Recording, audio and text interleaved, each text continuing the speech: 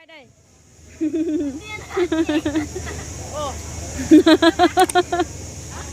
Đặc với chị ấy.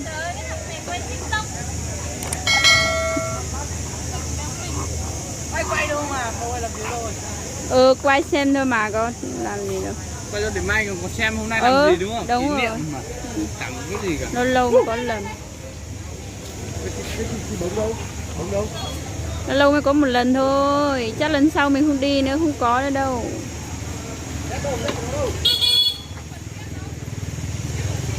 Quả mì.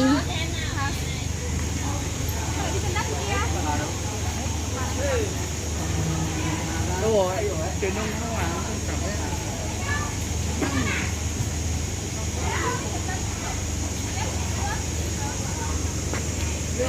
Sao muộn thế nhỉ? Bảo là 7 giờ có mặt đầy đủ mà.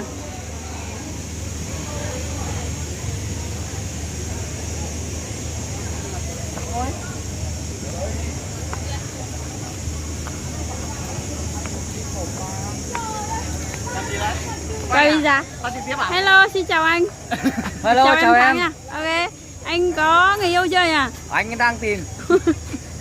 Đang tìm anh vào đây để tìm hay là có ở nhà rồi? Chào Asibo nhá. Ok, chào Dũng.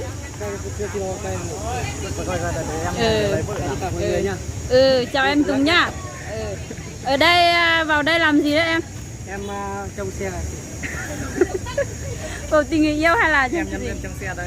À, trong xe này à? Em Rồi, xe này vẫn to thế nhỉ? Em chung một lần là họ trả bao nhiêu nhỉ? Em mỗi ngày 20.000 đấy chị ạ. Ngày 20.000, 30.000 thôi. Còn xe ô tô em lấy 30.000. Đấy rẻ cái 10 người. Còn xe máy là 10.000 phải không? Xe máy 5.000 thôi. Đấy Xe máy 5.000 à? 5.000 thì con đủ cho mình đi uống nước đâu. Đấy nha, hôm nay mời người vào đây để ăn liên hoan nha, tổ chức liên hoan nha. Ô, mày cứ rung nhỉ? Hello, xin chào Ngân. Chào anh em. Hello, chào Đạt. Mình Xin giới thiệu tên với nào. trực tiếp về đéo gì ấy? Hello, đây. Hello, hello, chào chị. Như vậy. Mà còn ngắm mắt về ấy nhỉ? Ngọc đẹp gọi kìa. Thế ai đón đẹp đây? Cháu biết. Không biết à? Thế Trình đi đón Nhân lâu thế? Trình ấy. Nhớ, giống như Tràn Quốc này bạn nè. Thánh lên, đến đây rồi nhá. Đây là đầy đủ lắm rồi. Bảo ai đón đẹp đây? Yến phải không? Ê, biết chỗ nào chưa? đang chụp luôn à? Trời ơi, sao chụp được trên? Hello, chào hai em. Có người yêu chưa nhỉ? Có rồi nha. Đây chưa có, giới thiệu cho người khác để Đây này đang chồng chơi thôi, chứ còn người yêu. Thế là em này có chồng rồi nhưng em này có chưa? Đang là chim Em à? đấy. Em có rồi. Không Có phải à? trực tiếp à? Không phải phạt trực tiếp à? Có thì người yêu tên gì mà người yêu quê ở đâu? Em một chồng hai con rồi. Một chồng hai con rồi à? Sao trẻ xinh thế? Ba mẹ con xin chào cả nhà nha. Ok. Giới thiệu chị, em này chưa có chồng này. Chưa có chồng, có 2 đứa con gái. Con gái qua đây. Rồi. Này. Xuống này qua đây. Thế giới của mình đi. Thế giới của mình đi. Xin chào, đây là con út của nhà mình nha. Ok, ôi dồi ôi. Xinh thế, Tuần là gái xinh thôi nha. Nhưng mà hình như nghe là có chủ hết rồi nha. Dạng hàng nhá. Dạng hàng nhá. Ra xa một tí. Nó sao mà đi? Đẹp lắm. Già quá. Thấy không? Chụp ảnh á? Em chụp ảnh á? Lên dưới đây. Già Tối thế. quá như này mới gần này. Thế tối thế.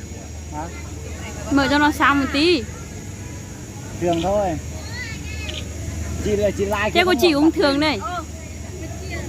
Đây Tuần gái xinh đây nha. Đây 6 chị like thôi. Năm lại vô đây xem. Hello, chào đẹp.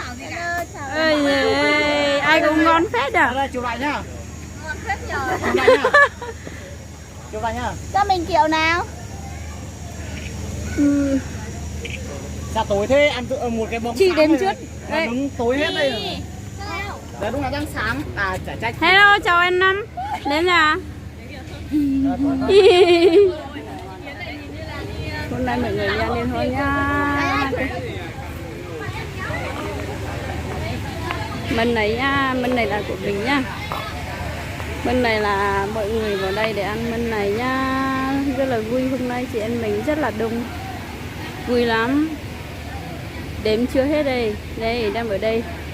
Bên này nha, đặt hàng đây đấy nha.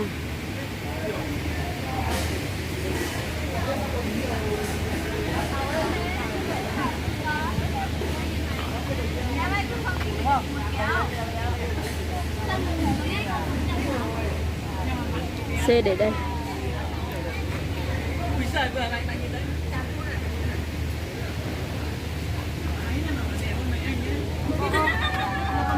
Lên đây đi Tú. Lên đây đi. Lên đây ngồi cùng mọi người ơi. Hello, chào em. Có người yêu chưa? Xin giới thiệu cho chị với. Chị bao nè. Chào mọi người nhá, mình chưa có người yêu đâu. Em này chưa có người yêu nhá. Xin giới thiệu tên gì ấy nhỉ? Em á? Em tên là gì ạ? Em chắc Hỏi họ phải giới thiệu họ tên. Tên là Tháng, họ gì? Chưa có người yêu. Họ gì? Năm nay bao nhiêu em tuổi? Họ Bùi. Họ Bùi.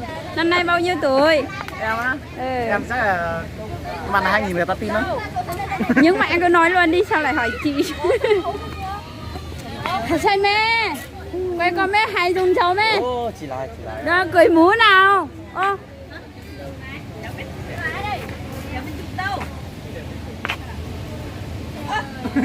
Không biết. Làm đi, trong tháng thứ 7 ta để biết chụp đâu. Sao nói 7 giờ sao mà 7 giờ thì 8 giờ mới ăn cũng được. vào. Ai cũng biết làm đẹp hết. Mới còn mình thôi nhờ anh Sáng nhỉ. Hello. Anh này là trai nhất. Anh em xin giới thiệu em xin hỏi anh tên gì ấy nhỉ? Anh họ gì, quê ở đâu mà hiện tại bây giờ anh đang ở đâu, làm việc ở đâu, mà anh có vợ hay chưa có? Vừa đã hỏi có người yêu chưa, bây giờ hỏi có vợ. Rồi hỏi câu này tí nữa lên hàng nghìn. Anh chưa vợ con gì, anh đẹp trai nhất Anh hội. cứ trả lời hảo hai anh là được. Cứ nữa lại cho anh hỏng hết video của em nữa. Trả lời đi. Và nhìn người bắt anh nhìn sao?